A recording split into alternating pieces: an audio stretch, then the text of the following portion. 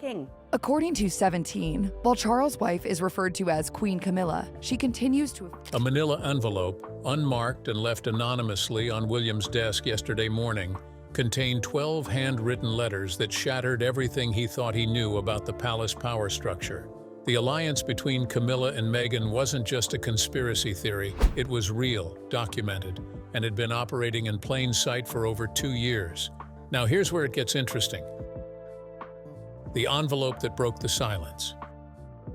William arrived at his Kensington Palace office at 7:48 on the morning of December 2nd, earlier than usual, but not unusually early for a man whose schedule rarely allowed for rest. His private secretary had already arranged the day's briefing materials on his desk, color-coded folders stacked with precision. But sitting atop the neat arrangement was something that didn't belong. A plain manila envelope, no return address, no official palace markings, just his name written in block letters across the front. He stared at it for a moment before picking it up. The envelope was thick, bulging slightly with whatever contents pressed against the paper from inside. His first instinct was to call security. Unmarked packages delivered to royal offices triggered protocols and procedures designed to protect against threats, both physical and reputational. But something about the deliberate placement, right on top of his daily materials, where he couldn't miss it, suggested this wasn't random. Someone wanted him to see this, someone with access to his private office. William opened the envelope carefully, tilting it so the contents slid onto his desk. 12 letters, handwritten on expensive stationery, fell out in a cascade of cream-colored paper. Some were folded neatly, others looked hastily creased, as if written in urgency and sealed quickly. He picked up the first one, noting the distinctive handwriting immediately. Elegant, practiced, unmistakably belonging to someone accustomed to formal correspondence. His stomach tightened as recognition settled in. This was Camilla's handwriting. The letter was dated March 15, 2023, nearly 2 years ago. William scanned the opening lines, and his breath caught. "Dearest Meghan," it began, not formally, not with the distance one might expect between a queen consort and a duchess who had publicly attacked the institution Camilla now served, but with warmth, almost affection. William read further, his hands beginning to tremble as the content revealed itself. "Your recent interview positioning has been masterful, and I believe we can coordinate our efforts to create maximum impact while maintaining plausible deniability. As we discussed, timing is everything.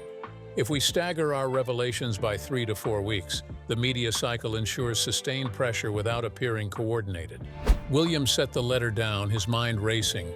He picked up another, this one dated July 8, 2023.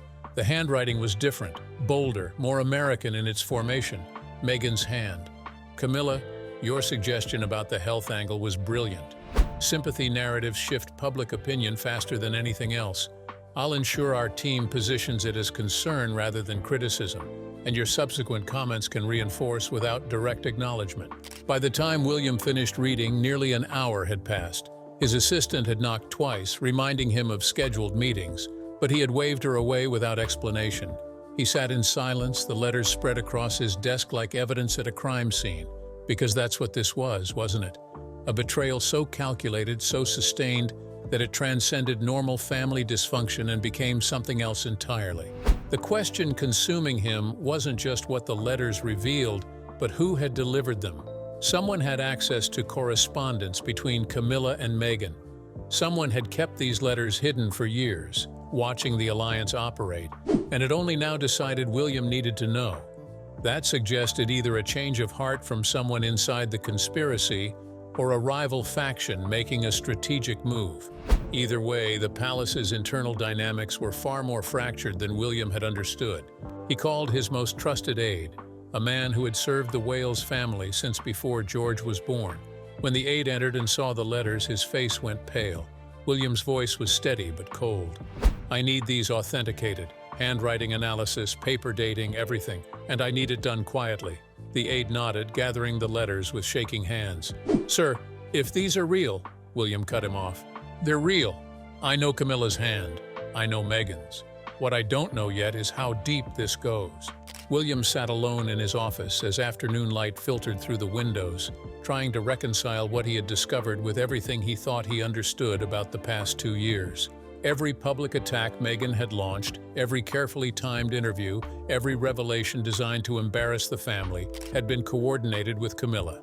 The brilliance of it was undeniable. By maintaining the appearance of being on opposite sides, Camilla and Meghan had created a pincer movement that kept the palace constantly off balance. When Meghan attacked, the family defended, expending energy and political capital.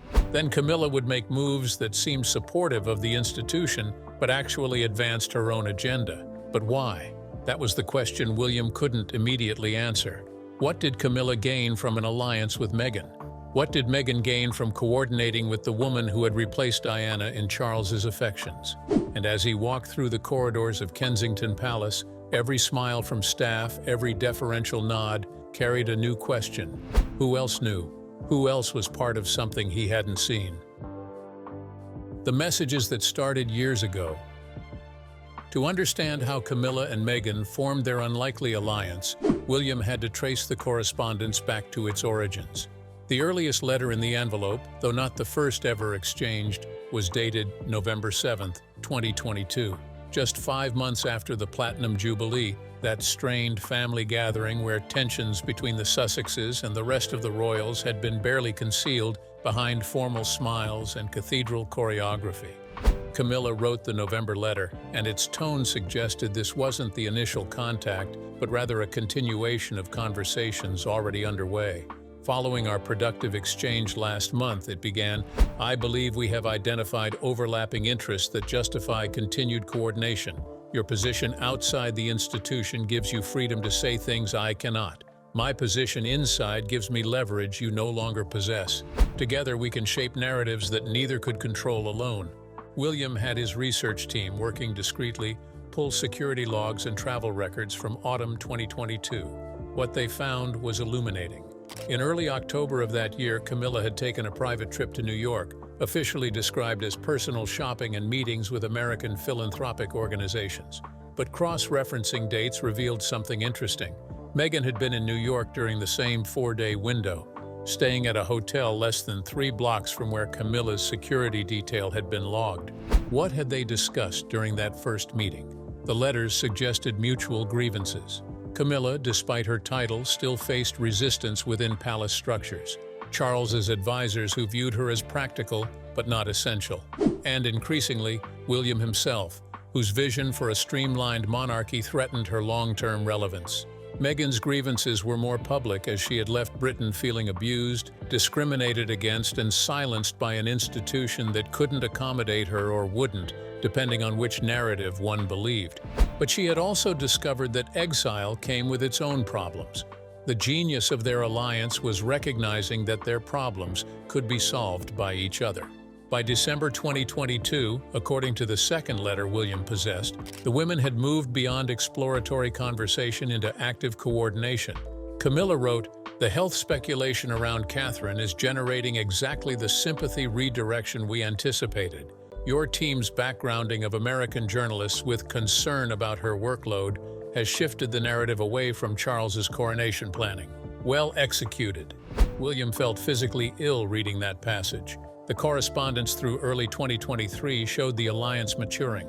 Meghan provided advance notice of media projects in development, giving Camilla time to position herself advantageously before the stories broke. Camilla provided intelligence on internal palace discussions, helping Meghan craft attacks that hit vulnerable spots the family couldn't easily defend against. One particularly damning letter from Camilla, dated February 2023, included this line, "William is consolidating power faster than Charles realizes. Our mutual interest lies in checking that consolidation before he becomes untouchable." So that was it. William represented a threat to both women.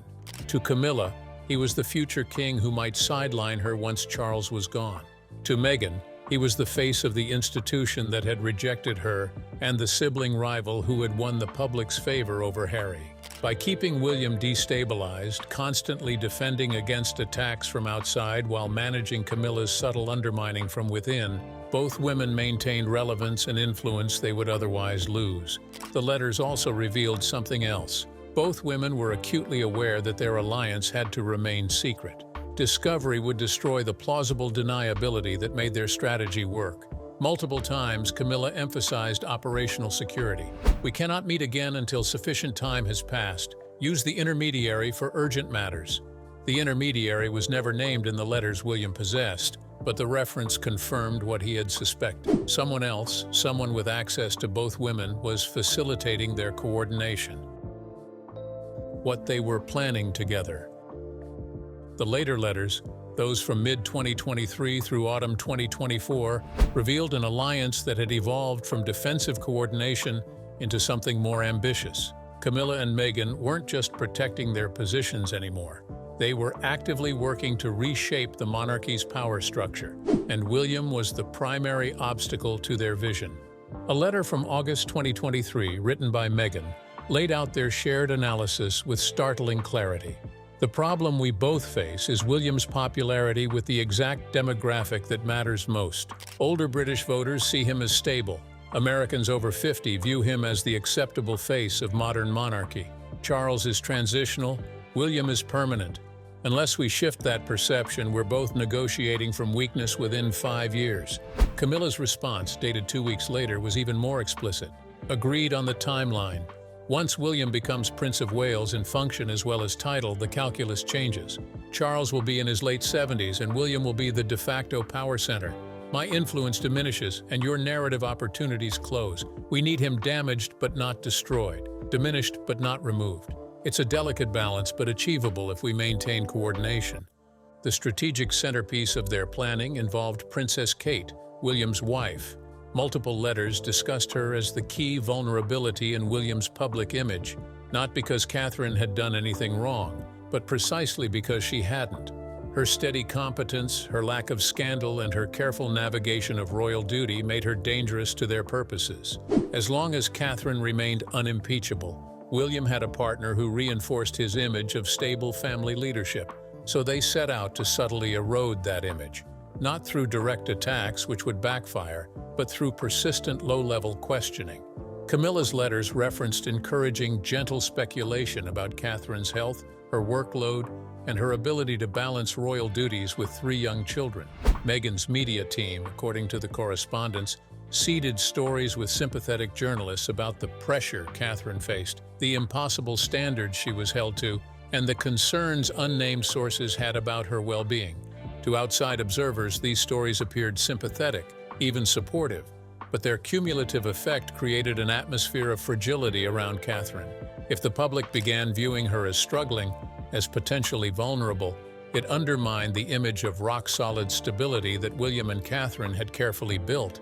The letters also revealed coordinated manipulation of the Harry situation.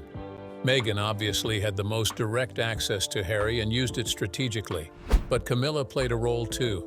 One particularly cynical exchange from April 2024 detailed their approach to the coronation anniversary coverage. Camilla wrote, "Charles will want to mark the occasion with reflection on the first year. I can ensure the focus stays on continuity and his vision. Meanwhile, your interview content can raise questions about family unity, making the anniversary coverage about division rather than celebration. The contrast will be noticed, but not traceable to coordination." Meghan's response agreed, adding, "Harry is useful here. He still believes he's driving his own narrative, not realizing how much of it is shaped by strategic timing. As long as he thinks he's speaking his truth, he'll continue providing the material we need when we need it." The cold calculation in that assessment was breathtaking. Meghan was using her own husband as an unwitting tool in a broader game. The financial dimension of their alliance emerged in later letters. Both women had commercial interests that benefited from sustained royal relevance. Camilla's charitable foundation received more donations when she was seen as an influential figure during turbulent times. Meghan's media projects commanded higher fees when she could position herself as an insider with royal access and grievances to monetize. Their alliance wasn't just about power within the family. It was about maintaining the commercial value of their royal connections. But perhaps the most disturbing revelation came in the final letter William possessed, dated just 3 weeks ago. Meghan had written to Camilla about new documentary projects in development. The Netflix deal expires next year, but we're in conversation about renewal. They want more intimate royal content. I'm considering whether Harry is ready to discuss his relationship with William more explicitly. childhood trauma narratives, the burden of being the spare, how William's treatment contributed to our departure, all positioned as healing, of course, but with enough detail to shift perception. Camilla's response was chilling in its strategic clarity. Do it, but wait until after the new year. Let the Christmas imagery of William's happy family dominate the holiday coverage. Then drop the trauma narrative in January when people are emotionally vulnerable and receptive to underdog stories. The contrast will be devastating. Perfect execution. They were planning to weaponize Harry's pain, using his legitimate struggles as ammunition against William, and timing it for maximum psychological impact on viewers. William set down the last letter, feeling something he rarely allowed himself: rage. These women had spent 2 years systematically working to undermine him, using his brother, manipulating his father, and endangering his wife's reputation. And they had done it with smiles, with public shows of normalcy, with performances so convincing that no one had suspected a thing. Catherine's discovery and the choice she made.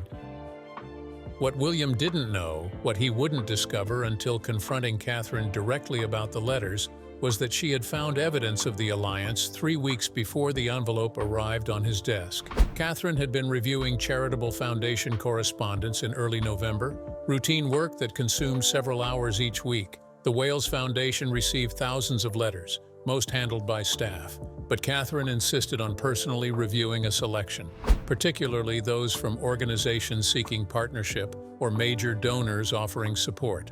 It was during this review that she noticed something unusual. A letter from a prominent American philanthropist, someone Meghan had previously mentioned as a supporter, contained a reference that made Catherine pause. The donor wrote, "As discussed with the Duchess of Sussex and Her Majesty, coordinated messaging around women's initiatives would benefit all parties." The phrasing was unsuspecting, but the conjunction stood out. The Duchess of Sussex and Her Majesty, together, coordinating. When did that conversation happen? Why would Meghan and Camilla be coordinating on anything? She took her concerns to someone she trusted implicitly, a senior lady-in-waiting who had served the royal family for over 30 years. The woman listened carefully to Catherine's findings and then delivered news that stunned the Princess of Wales. "Ma'am, I had wondered if you might eventually notice. I've been aware of irregular communications between Her Majesty and the Duchess of Sussex for approximately 18 months. I brought my concerns to His Majesty's private secretary over a year ago." Catherine felt the ground shift beneath her. "And what happened?" The lady-in-waiting looked uncomfortable. "I was told, politely but firmly, that the king was aware of his wife's correspondence and that it did not warrant concern. I was instructed to note no further observations about the matter." The message was clear. Charles knew. He had known for over a year, and he had actively suppressed any investigation or acknowledgement of what Camilla was doing. That revelation forced Catherine into an impossible position. If she told William immediately, he would confront his father, and the family would fracture in ways that might never heal. She decided to wait long enough to gather more concrete evidence, to understand the full scope of the alliance, and to find a path forward that didn't result in complete family implosion. She tasked her most trusted aide with quietly monitoring any communications that might reveal the connection between Camilla and Meghan. She documented everything she found, and she prepared for the day when William would need to know, while hoping that day might never come. But Catherine also did something else, something she would later struggle to justify to William. She began her own strategic maneuvering. If Camilla and Meghan were working to undermine William's position, Catherine would quietly work to strengthen it. She increased her own public engagements, carefully crafting an image of stability and competence to insulate William from attacks on the family's dysfunction. She cultivated relationships with key media figures, ensuring favorable Wales family coverage without appearing to seek it. She became, without William fully realizing it, his strategic defender in a war he didn't know he was fighting. The decision to withhold information from William was the hardest she had ever made. Their marriage was built on trust, on partnership, on the understanding that they faced royal life together without secrets. But she convinced herself this was different. William carried so much already: the weight of future kingship, the responsibility for modernizing the institution, the pressure of public scrutiny on every decision. Learning that his stepmother and brother's wife were conspiring against him, with his father's apparent knowledge, might break something in him that couldn't be repaired. So Catherine carried the burden alone for 3 weeks. She watched William navigate palace politics, unaware of the coordinated opposition he faced. She smiled at family gatherings where Camilla was present, hiding the fact that she knew the queen consort was actively working against her husband. The stress manifested in ways only those closest to Catherine noticed. William asked several times whether something was wrong, whether she was feeling well, and whether there was anything she needed to discuss. Each time, Catherine deflected, citing busy schedules or tiredness from the children's activities. Then came the morning of December 2nd. William arrived at his office and found the envelope. By noon, Catherine's phone was ringing. William's private secretary, following protocol, had informed Catherine's office that a sensitive security matter required her immediate attention. When she arrived at Kensington Palace and saw William's face, the guilt crashed over her. He looked not just betrayed by Camilla and Meghan, but lost, uncertain who he could trust. And Catherine knew that her own silence, her decision to wait, had contributed to that expression. She had thought she was protecting him. Instead, she had denied him the chance to confront the conspiracy while she had his complete trust. Their conversation, behind closed doors with no staff present, was the most difficult of their marriage. William's voice was controlled but cold. "Did you know?" Catherine couldn't lie. "For 3 weeks. I found evidence in early November." The silence that followed felt endless. Then William asked the question that cut deepest. "Why didn't you tell me?" And Catherine, with tears in her eyes, gave the only answer she had. "Because I was afraid of what it would do to you, to us, to everything we've built." What the letters revealed was devastating enough. Learning that his father had known and done nothing made it catastrophic. Charles's devastating reaction. The confrontation between William and his father, the king, took place at Clarence House on the evening of December 3rd, less than 36 hours after William discovered the letters. William had brought 3 of the letters, the most damning ones, and laid them on Charles's desk without saying a word. Charles looked down at them, and the color drained from his face. Not a surprise, William noted. Recognition. Charles had seen these letters before, or ones like them. He knew what his son had discovered. "How long have you known?" William's voice was steady, but the anger beneath it was unmistakable. Charles sat down heavily, suddenly looking every one of his 76 years. "Suspected? Nearly a year? Known with certainty? Perhaps 6 months." He met William's eyes. "I was trying to protect you." William laughed, a harsh, humorless sound. "Protect me? By letting your wife conspire with my brother's wife to undermine everything I'm trying to build?" King Charles leaned forward, his hands clasped tightly. "It's more complicated than you realize. Camilla isn't trying to destroy you. She's trying to survive. She knows that when I'm gone, her position becomes precarious. You've made no secret of your vision for a streamlined monarchy. Where does she fit in that vision, William? What role does she play when you're king?" The question hung in the air. William had thought about succession planning, but always in the abstract. Now his father was forcing him to confront specifics. Under William's model, Camilla would remain Queen Dowager, but with a significantly reduced public role and resources. She wouldn't be cast out, but she wouldn't be central. And Camilla apparently had decided that the outcome was unacceptable. So her solution was to align with Meghan, the woman who has spent years attacking this family? William's voice rose despite his attempt at control. Charles sighed deeply. Her solution was to maintain relevance by any means necessary, and Meghan offered a transactional arrangement that benefited both of them. "I don't condone it, but I understand it." William stared at his father, trying to comprehend what he was hearing. "You understand it? She's been coordinating attacks on Catherine. She's been using Harry as a weapon against me. She's been systematically working to damage the institution you spent your life waiting to lead. And you understand it?" King Charles stood and walked to the window overlooking the garden. His back to William, he spoke quietly. "When you become king, you will learn that maintaining the institution sometimes requires tolerating things you find morally repugnant. I need Camilla to be functional and stable. If suppressing her activities meant preserving that stability, then yes, I made that choice." The admission was stunning. Charles had knowingly allowed his wife to conspire against his son because confronting her would create instability he couldn't manage. It was a cold calculation wrapped in the language of necessity, and it revealed a side of Charles that William had never fully grasped. His father was capable of extraordinary ruthlessness when institutional preservation demanded it. "Did you know about Meghan's involvement from the beginning?" William asked. Charles turned back to face him. "I knew they were in contact. I didn't initially understand the scope of their coordination. By the time I did, intervening would have required acknowledging that I had known and done nothing. The political cost of that admission outweighed the benefit of stopping them." William felt something break inside him. His father had chosen political calculation over family loyalty, had chosen protecting Camilla's stability over protecting his son from sustained conspiracy, and had done so with full awareness of the harm it was causing. The conversation deteriorated from there. William accused his father of weakness disguised as strategy. Charles accused his son of naivete about the compromises leadership demands. They raised voices in a way neither had since William was a teenager. And through it all, the fundamental breach remained unrepaired. Charles had known about the conspiracy and chosen inaction. That choice, regardless of justification, was a betrayal William wasn't sure he could forgive. Princess Anne listened to William's account of the letters and Charles's reaction without interrupting.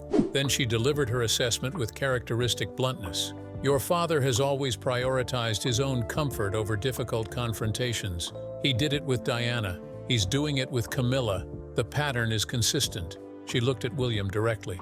"The question isn't why Charles tolerated this conspiracy. That's who he is.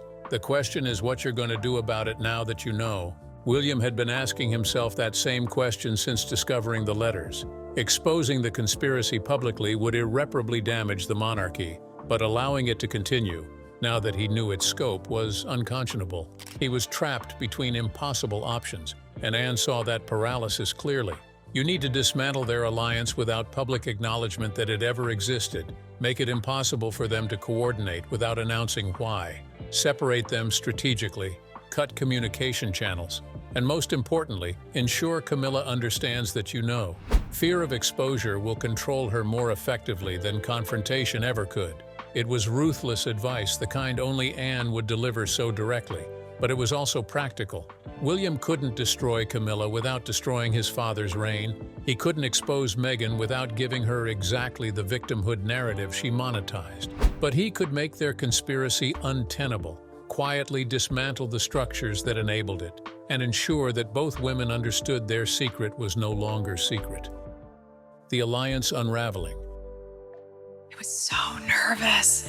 Oh, I doubted myself, and I wondered. The first visible crack in the Camilla-Meghan alliance appeared less than 48 hours after William's confrontation with Charles. By December 5th, Camilla had withdrawn from 3 scheduled public appearances, citing a minor illness. The cancellations were reported as routine, but those close to the situation recognized them as a strategic retreat. Camilla was buying time, reassessing her position, and determining how to respond to the exposure of her secret alliance. Meghan's response was characteristically more defiant. Within 24 hours of William discovering the letters, sources close to the Sussexes began backgrounding American journalists with a counter-narrative. The story they pushed was that Camilla had approached Meghan, that any correspondence was initiated and controlled by the Queen Consort, and that Meghan had simply responded to overtures from a senior royal seeking to build bridges. It was damage control disguised as truth-telling. But the defense was undermined by the letters themselves, which William had now shared with a small circle of trusted advisors. Meghan's handwriting, her strategic suggestions, and her enthusiastic participation in planning coordinated attacks all contradicted the innocent victim narrative her team was trying to construct. She had been an active, willing participant in the conspiracy, and the documentary evidence made that undeniable. The question of who had delivered the letters to William remained unresolved, but theories proliferated among palace insiders. Some believed it was someone from Camilla's staff, horrified by what the Queen Consort had been doing and unwilling to remain silent. Others thought it might be one of Charles's advisors, someone who believed the king's tolerance of the conspiracy was damaging the institution. William refused to speculate publicly, but privately he had his own suspicions. The timing of the delivery, the selection of letters included, and the careful anonymity that prevented confrontation all suggested someone with detailed knowledge of palace dynamics and access to highly sensitive materials. His strongest theory pointed to someone in Charles's inner circle, someone who had watched the conspiracy unfold and concluded that the king's inaction would ultimately cause more damage than exposure. By the second week of December, the operational impact of the discovery became apparent. Communications between Kensington Palace and Clarence House increased dramatically, with new protocols established for any correspondence involving Camilla. Staff members who had previously enjoyed relatively autonomous access to the Queen Consort found themselves subject to additional oversight. The message was clear without being stated explicitly. Camilla was being contained. Meghan, thousands of miles away in California, faced different constraints. Harry, according to sources, had been informed about the letters and his wife's involvement in the conspiracy. His reaction, described as devastated, suggested he had been unaware of the full scope of Meghan's coordination with Camilla. Whatever vision Harry had maintained of his wife as a victimized figure fighting back against institutional abuse had been complicated by evidence of her calculated manipulation. Anne's prediction about Camilla's response proved accurate. Rather than retreating quietly, the Queen Consort began her own form of escalation. She increased the visibility of her charitable work, granted carefully controlled interviews that emphasized her dedication to public service, and positioned herself as a stabilizing force during turbulent times. But the damage to her relationship with William was irreparable. During the few occasions when duty required them to appear together, their interaction was coldly formal. William addressed her as Your Majesty with an emphasis that bordered on mockery. He made no effort to include her in family discussions or future planning. Catherine, navigating her own complicated position after admitting she had known about the conspiracy for weeks, worked to repair her relationship with William. The process was painful, involving conversations in which they dissected not just Camilla and Meghan's actions, but also the secrets that had crept into their own marriage. Catherine argued that her silence had been a strategic protection. For the institution itself, the discovery of the Camilla-Meghan alliance forced a reckoning about internal security and loyalty. How had two women managed to coordinate for over 2 years without detection? How many other relationships and communications flew beneath the palace's monitoring systems? The answers revealed uncomfortable truths about an institution that prided itself on tradition but had failed to adapt its security thinking to modern methods of covert coordination. The letters themselves remained secret, locked in William's private safe.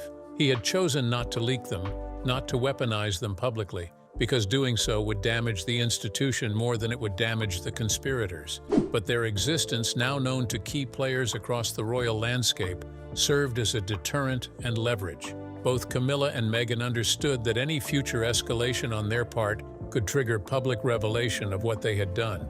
In the end, the alliance between Camilla and Meghan hadn't changed the monarchy's fundamental power structure. William remains heir, Charles remains king, and the institution continues to function as it always has. But something deeper had shifted. William had learned that trust within the royal family was conditional, that loyalty could be transactional, and that even those closest to the throne were capable of extraordinary betrayal when their own interests were threatened.